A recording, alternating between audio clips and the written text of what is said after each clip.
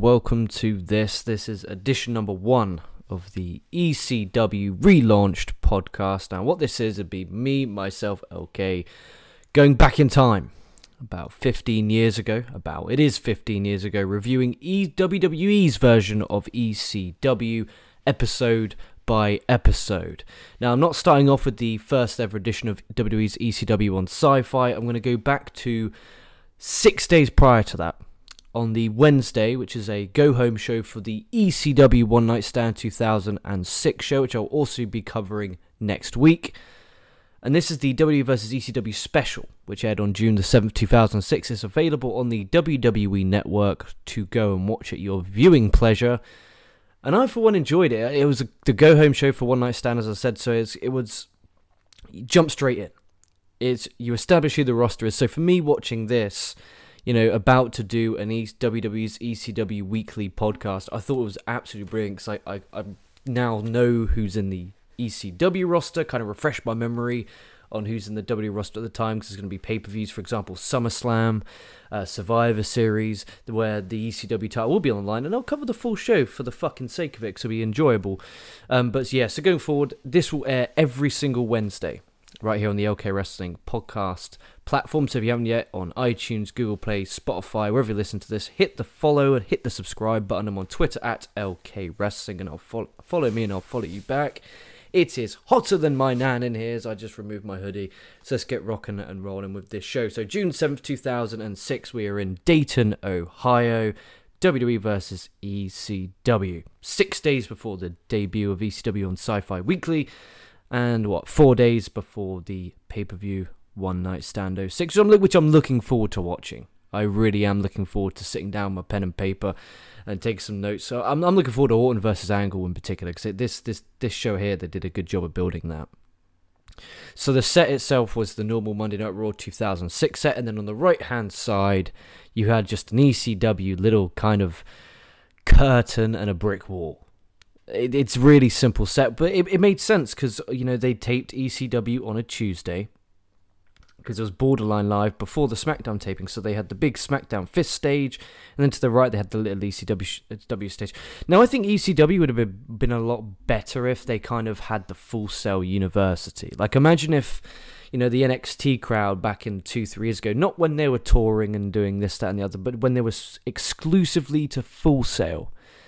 How incredible those crowds were. Imagine if they actually kept that ECW brand alive and they did it at this point rather than NXT. I think it would result in the same product, but I think taking ECW as a third brand is a lot easier than NXT, because NXT stands for Next Generation. So you kind of, when you view it, you see it as kind of a developmental brand, and I know lots of people don't like that. A lot of the NXT talent don't like it being called that.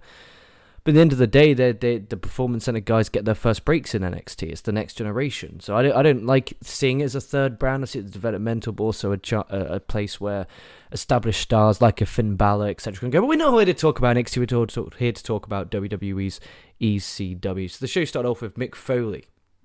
He's cutting a promo on the Raw and SmackDown wrestlers in the locker room. And it's crazy how Mick Foley was, ECW legend, as Cactus Jack in the mid-90s, doing the crazy stuff he did there, as with death matches with Terry Funk as well over in Japan. Like, he's kind of synonymous with being a hardcore legend. And he's here not on Team ECW and Team WWE because he blames, ECW for, his unhappiness. And he cut a promo later on the night, which kind of solidified it. And he's having a match he's teaming up with Edge to take on Terry Funk and Tommy Dreamer at the One Night Stand pay-per-view. So they take a shot of that, and then they take a shot of Paul Heyman. He's pumping up the ECW wrestlers. Kurt Angle, Rob Van Dam are front of the pack there. It's such a damn shame, because obviously Van Dam, what happens in ECW when... I don't want to cover it too much, because we'll get to it. When he has the drug problems, when he's the WN ECW champion, and he drops both belts. Imagine if Van Dam didn't do that, and he stayed there. And Angle is obviously, if you haven't, go check out the Kurt Angle Show podcast. I highly recommend it. It's on I'm subscribed to it on my iTunes account. I really, really enjoy it. And he talks a little bit about ECW, about the problems he was having at the point. So it's a shame, because we could have got Kurt Angle versus CM Punk. We could have got Kurt Angle versus RVD at SummerSlam. We could have got Chris Benoit gets drafted in 2007, we could have got, obviously, what happened, but we could have potentially have got a Benoit and Angle match. So the show starts off with Taz and Jerry Lawler there on commentary, and they were going at it verbally on commentary, because they on one side of where the announce table was, you had a Raw table and an ECW table. The Raw table, you had Jerry Lawler and Jim Ross, and then on the ECW one, you had Joe Styles and Taz and Jerry Lawler all night were just bickering,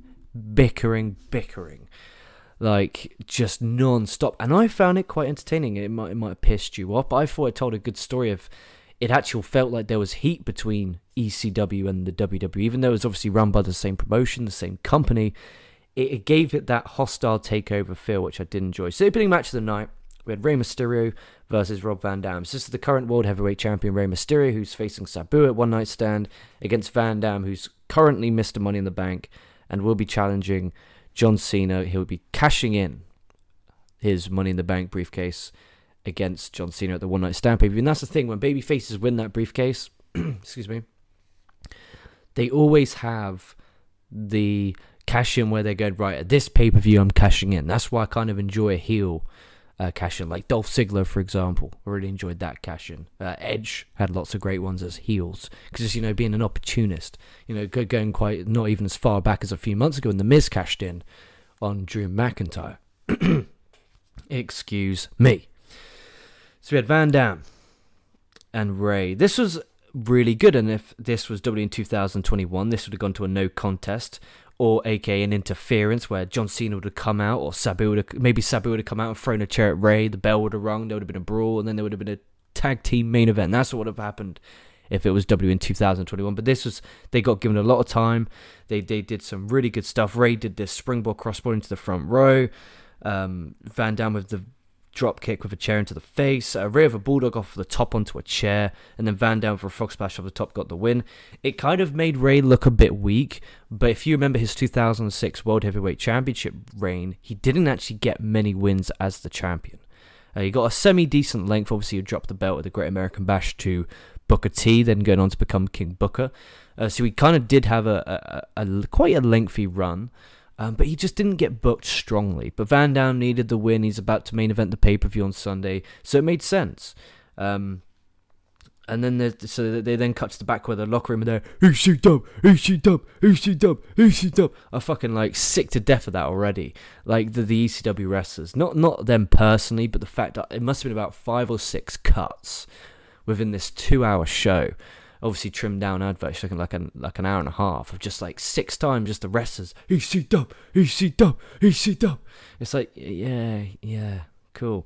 But 3 stars I gave it. I thought it was a really, really fucking good TV match. I'm just really, it was so bad when I put it on, because to me, Van Dam and Mysterio both still wrestling. Van Dam, well, he's not wrestling with Impact anymore, but last year he was. And then Rey obviously still doing stuff. He's one half of as of this recording, is one half of the SmackDown Tag Team Champions with Dominic Mysterio, his son. So it's kind of like these guys are still around, but 15 years ago you had clean finishes, and it made sense because Van Dam needed the win. It's called, making someone look strong. Anyway, move. But Kurt Angle, he comes out. He is facing Randy Orton at One Night Stand, and I'm looking forward to that one. Like I said, I'll be reviewing that next week on Wednesday. So every Wednesday this podcast will drop. Angle is part of the, quote, new breed of ECW, which they kind of dubbed forever on this show, every 5 fucking minutes, which is fine, because you don't want people to think it's just going to be, because that's the thing, that when people think ECW, they just picture hardcore, blood, guts, and violence, death matches, but there was also some fucking great wrestling on there. So Kurt Angle, in my opinion, fits greatly into this kind of new breed, quote, of ECW. Orton, he comes out. This is his first match back after a 60-day suspension. He didn't wrestle on this show at One Night Stand, so it will be his first match back after a 60-day suspension. He says he's going from W to... He says, they had a really, really good fucking promo battle here. Orton going, you went from going from W to ECW is like going from being in a summer blockbuster to being in hardcore porn, which I thought was just a great line. It was really funny. I thought that was really entertaining. Just great promo, and I'm really excited to see their match, because Orton here was being such a dick Like, I mean, such a dick. I wanted to beat the shit out of him, which means he was doing his job very well. And Angle's just retaliating, saying, yeah, you've wrestled Kurt Angle in the past, but you've never wrestled, the fucking extreme Olympic gold medalist. He's going to break your ankle, and I'm also going to break your freaking neck. Like, just back and forth, just really good promos from both. And, Orton is a great promo now. Angle's been a great promo since fucking the first time he held a microphone. He always got heat, even back when he debuted in 1999. But hearing these two guys go at it, why am I watching this? And I'm more excited for One Night Stand than I am for, again, not to knock on WWE. I'll be doing a every Sunday. If you guys haven't seen the schedule in kind of the description of the podcast page, every Sunday I'm going to do a Week in Wrestling recap, where I'm going to cover the American pro wrestling weekly TV shows of Raws, NXT, SmackDown, AEW, Impact, NWA. And on there, I'm going to be talking a little bit about what I've enjoyed of the week and what I haven't enjoyed. And that's the thing, I don't get pumped for pay-per-views. So Hell in a Cell is, next Sunday as of this recording. I record this on the Wednesday 9th of June. So Hell in a Cell is next Sunday, and I'm not excited for it. It's one of those where I'm more excited to watch One Night Stand 06 than I am Hell in a Cell. But that could change. You never know, they might have a fucking great show on Raw next week. But yeah, I'm not looking forward to covering Raw on the Week in Wrestling. I think it's going to be a bit of a breeze over, because otherwise I'm going to have a fucking aneurysm on the air. So touch with AEW and Impact. And obviously, if you guys haven't seen the schedule, so Sundays will be Week in Wrestling. Sorry to cut off here. See this as an ad. All these podcasts have ads. This is going to be a mini ad where I can kind of tell you what's going on here. So on Sunday, every Sunday I'm going to do the Week in Wrestling, which is where I kind of give a, in just talking about US weekly television shows and the wrestling news. So, for example, if I did one last Sunday, I'll talk about Andrade going to AEW, I'll talk about Dynamite, I'll talk about NXT, SmackDown, Raw, etc. You guys get the gist, but it's only US. And then every Monday, it's going to be called Pay-Per-View Monday. So, for example, next week, there will be double Pay-Per-View Monday. Well, it'll be one show, but I'll be reviewing the Impact Wrestling Against All Odds show, as well as the NXT TakeOver in Your House. I'll be reviewing both of them on the same podcast on Monday. That'll be called Pay-Per-View Monday every week. And when there's not a pay-per-view that week, so for example, there's no pay-per-view the week after, I'll just go back, I'll do a Twitter poll at LK Wrestling on what pay-per-view should I go back and watch. I'll list 4 that I'm in the vibe to watch, and whichever one wins, I'll cover that. Tuesday will be New Japan Tuesday. Like, for example, this week we did the Dominion 2021 show review, so go back and check that out in the archives of this beautiful new podcast platform. Please do so already. So they're the 4 podcasts I'm going to be doing every week. ECW, a New Japan show, a pay-per-view show, and a Week in US Wrestling show. So that's a win. We're here to talk about ECW Relaunched. That advert is over. We then go to Mickie James versus Jazz. I had no idea Jazz was in ECW. I had no idea that she was fucking employed at this time. I really, really didn't. And obviously Jazz has had a great career. I remember her back when I was a child in 2001 and 2002 and 2003, just being a badass motherfucker. She's done WrestleManias. Her rival with Trish. She has lots of matches with Trish. I had no idea she was in WWE's ECW. I wonder if she'll appear on Sci-Fi. I really will. But this match was decent. Mickie James got them with a nice spike DDT, star and a quarter. Nothing spectacular, but still pretty damn solid. I mean, you got Mickie James and Jazz here. But Jazz has just come off, recently retiring from in-ring at Impact Wrestling. And she had a good run, she was teaming with Jordan Grace. And if you don't watch Impact often, I think Impact's a good promotion that I hope a lot of people will watch a lot more. And I, for one, am one of those people who I'll watch the pay-per-views. Sometimes I watch Impact weekly, sometimes I won't. It'll kind of just depend. Because obviously lots of... on a Thursday, it used to be I'd watch NXT on the Thursday and I'd save AEW Dynamite for the Friday. And then that time, Saturday comes around, you got the weekend, you want to do stuff. And I kind of sometimes accidentally missed Impact. But they had a great TJP versus Josh Alexander match. I know I'm not going to do this a lot going forward because... going forward, it will just strictly be ECW talk, but it's kind of the first time I've been able to talk about this type of stuff for a wee while. But yeah, Jazz, James. They had a backstage interview with big match Johnny Boy, John Cena. He hypes One Night Stand, hypes his match with Sabu on the show tonight. I miss you, John.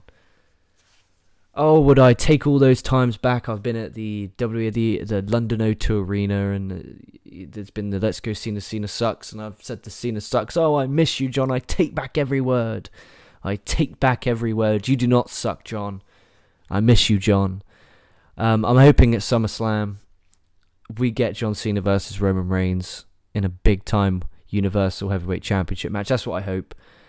But I just miss the Cena promos, the intense Cena promos, when he's hyped up, when he's motivated, when he's got something to sink his teeth into. And here he did. You know, he had talking about Sabu, promoting that match, and the one-night stand taking on Van Dam. He's had a lengthy title reign at this point. You know, he won the title back from Edge at Royal Rumble Wave 6 after Edge cashed in January of the New Year's Resolution pay-per-view. So he's had a pretty decent reign. So at this point, he's still, it's not fuck you Cena level, but it's still, you know, Cena sucks depending on where they are in the country. But yeah, I miss Cena. But then again, would I miss Cena without a crowd? Yes, because even like ever since the US Open Challenge, we started, you know, having these bangers of matches on Raw every week. I think he's really good, and I miss him a lot. I can't believe I ever heard me say this. I miss Big Match Johnny Boy a lot. Then we had Paul Heyman. He comes out, he promotes ECW on Sci-Fi next Tuesday.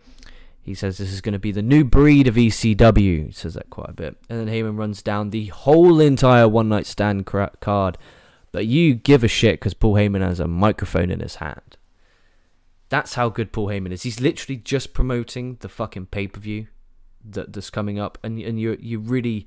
You're like, wow. And again, I can't remember WCW Weekly because back then I used to watch the Raw, SmackDowns, and the pay-per-views. I didn't watch ECW because my mum at the time, obviously at that point, I was, 9 years old. My mum thought ECW was, you know, Extreme Championship Wrestling 3 4 be blood and guts and violence, so I wouldn't be able to watch it. Even though Raw and SmackDown had tits and ass out everywhere, there were chair shots, blood everywhere, you know, bra and panties matches, cage matches, fucking this, that, and the other. But we move and we digress and we move on with our lives. So this for me is the first time watching lots of these weekly ECW shows. You know, I know the pay-per-view matches ECW have had on pay-per-view, but it's going to be interesting to see how the decline and how quickly it does decline. Angle then pumps up the ECW guys in the locker room for this big battle royal, and then Big Show pumps up the WWE guys. And that led to the Battle Royal. We had Randy, this is Team WWE here, so Orton, Big Show, Lashley, Carlito, Mark Henry, Edge, Tatanka, Shelton, Benjamin, Finlay, and Matt Hardy. All of these guys get their own individual entrances. Then you had ECW guys who don't get an entrance. You had Kurt Angle, Stevie Richards, Tommy Dreamer, Al Snow, Just Incredible, Nunzio, Bulls Mahoney, etc., etc. These guys didn't get a fucking intro. They just got... Extreme Championship Wrestling. Oh, that was fucking great, wasn't it? You know, if I had any skill with the technology of the world, I'd be able to edit that in. But I'm so bad at the technology part of this, I can't. So I have to sing it, and that was a terrible rendition. I apologise to anyone who's ever listened to that and headbanged. You probably didn't even know what song I was trying to go with. But that's what happened. They could have done, you know, but then again, you know, look at this. Orton, Big Show, Lashley, Carlito, the Edge, you know, former world champions there. And you got Kurt Angle's. Like, to the grand scheme of things, I got why they didn't have all the ECW guys have their entrance. But, you know, even Taz going, you know, where the fuck, you know, where's our entrance? And then Joey Styles comes. Here comes the pro wrestlers when ECW come out. And Joey Styles obviously quit WWE earlier in the year after taking over the announcing, and him just taking jabs about, you know, oh, sorry I called the move, I know this is sports entertainment storytelling. Like, it was just jab after jab. It's as if Vince wasn't there this night and these guys legit were just like, fuck you. I thought it was just really, really good. Angle is so intense. He hits an angle slam on Big Show. Just really fucking intense. So it's 4 WWE guys versus 1 ECW guy, which is Angle. Angle then Orton dumps out Angle. Orton and Edge are the last two left. They think they've won, but then Big Show pulls off the Raw shirt. He's wearing an ECW shirt and dumps out both of them out. Fun battle royal. Big Show and ECW actually makes a lot of sense. Obviously, it's going to be star power for the show. being weekly on Sci-Fi. He wasn't doing anything at the time on Monday Night Raw. He just came out of a tag team with Kane. So he's not kind of doing anything. So you may as well move him over to ECW, put some star power on. And he's a big guy. He could chokeslam through tables, chokeslam on chairs. There's lots of stuff he can do. So it made a lot of sense for him to be in ECW. So I think that was smart. And the Battle Royal was fun. It got people familiar with the ECW guys. And I thought, oh man, these guys are just destroyed ECW in this Battle Royal. And then, Big Show taking off the vest and he's wearing an ECW. That was really well done. That was really, really well done. That was a really cool moment. Because obviously I know Big Show comes to ECW. I just thought it was a draft pick or a superstar trade on WWE.com or something. Then we had an Extreme Rules match with Edge versus Tommy Dreamer. This had loads of weapon shots. This commentary, I'm so hyped for Taz to beat the fuck out of Jerry Lawler at One Night Stand. I really, really am. Just the constant back and forth. Really, really great. If you don't want to watch the wrestling on this show because you're so burnt out because there's so much pro wrestling to watch, just listen to the commentary in the background. It's just so entertaining. Edge then hit an Impaler DDT into a trash can, which is nice. JR at this point says, "Guys, stop it. Let's call the damn match." And he said that 5 times because he's JR's getting fucked off with these guys just bashing each other. He's just trying to call the thing. Dreamer then hit a back, but this was scary. This was petrifying. I'm surprised this isn't on botched a lot more. Like for example, if you guys were on TikTok, lots of on my For You page, some wrestling botches come up, and Botchamania obviously with huge success. Tommy Dreamer went for a back body drop off the top. Edge vertically didn't flip, so he was straight. He was vertically straight and went head first. He missed the table and went head first. It was so fucking sketchy. He barely missed the table. He's lucky he missed that table. So scary. Lita then comes in, keeps hitting Dreamer with the kendo sticks until Edge spears Dreamer to get the win. 2.25 stars. Thank fuck Edge is okay. Obviously, he isn't. His neck was probably fucked to the point he had to retire 3.5 years later. But fuck, man, this was just 4.5 years. But this was really, really entertaining. I gave it 2.5. I quite enjoyed it. And Edge, really in 2006, obviously had the hardcore match with Mick Foley at WrestleMania 22, which everyone knows and talks about and loves. And he's doing the stuff here in the One Night Stand. I would have loved it if Edge went to ECW for a bit. Even if he went there for a year, established himself as world champion, and then came back over. Obviously, he did stuff with John Cena in 2006 in the summer as SummerSlam, Unforgiven. So it wasn't wasted, and it was someone for John Cena to feud with. Jerry Lawler at this point gets up, goes to confront Taz. Taz hits him, and then Lawler hits. When I mean hits, I mean decks, like full on decks Taz, and they have this big brawl. Both of these guys are pros. They feuded forever in 2000. That like summer to winter was like the never-ending feud in 2000 of Jerry Lawler and Taz. So that was cool. But these guys really brawled really well. They're just 2 pros, 2 really good guys when it comes to doing what they do, and that's wrestling. And it made me really excited. I'm more excited for that than I am for Sabu versus Rey Mysterio for the World Championship. Speaking of that, we had Sabu versus John Cena in an Extreme Rules match. This is obviously non-title. Oh, I miss Cena in the main event of Raw. I mean, what do we get now? We get shit. Like, I miss John Cena in the main events of Raw. This isn't obviously Raw, but it felt like it. That's the set was. Obviously, this is setting up Sabu versus Rey Mysterio for the world title and Cena versus Van Dam for the W title One Night Stand. They did some brutal chair shots. Sabu launching the chair. Cena with an FU and an STFU, and then Big Show comes out, nails Cena, which causes the DQ. A DQ and an Extreme Rules match. This company does not change. This company does not change. Why did you have to have the DQ? Then there was a big brawl with ECW guys in the locker room clearing. Why did we have to have a DQ? Couldn't we have just had Big Show come out, chokeslam John Cena, and then WWE guys come out, boom, boom, boom, big brawl. Oh, these guys, you got to order the pay-per-view this Sunday, One Night Stand, rah, rah, rah, rah, rah. Oh, yeah. Sucking the pay-per-view on demand business. And then we'll be all done with our world. The DQ just pissed me off. It's like, have they always done this? And I was too young to realise.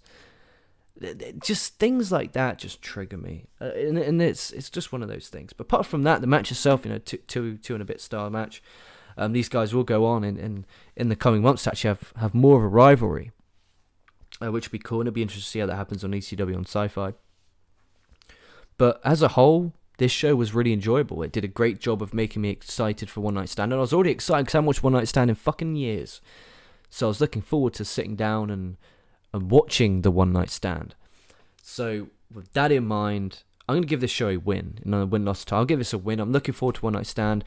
And you've got to remember, when we start getting into 08, 09, 2010, early 2010, you're going to be not hearing win very often. You're going to be hearing loss. But, I think it's quite fun because I've not seen this anywhere. And I had the urge. I was on the W Network, like, I've got my Japanese show. I've got the US TV shows in a week in review. I've got the pay-per-views I'm going to be covering every week. I want something old school, but not too old school. What is no one doing? And this was it was just there. It was there. WWE's ECW. So this is going to turn out to either be the greatest show for a few months, or the worst show for a few months, which is going to last a few years. But it's going to be chronological. So guys, next Wednesday will be One Night Stand review. So please, guys, check that out when it airs. Make sure you follow and subscribe everywhere. Or wherever you're listening to this. I want to thank you for listening to this. I appreciate it greatly. Make sure you guys stay safe. Make sure you all stay well. I'm at LK Wrestling on the Twitter machine. Make sure you follow, and I'll follow you back. Coming up, we have, like I said, Week in Wrestling. On Sunday, we're going to cover everything from Raw to NXT to Impact to NWA to SmackDown to AEW. And then on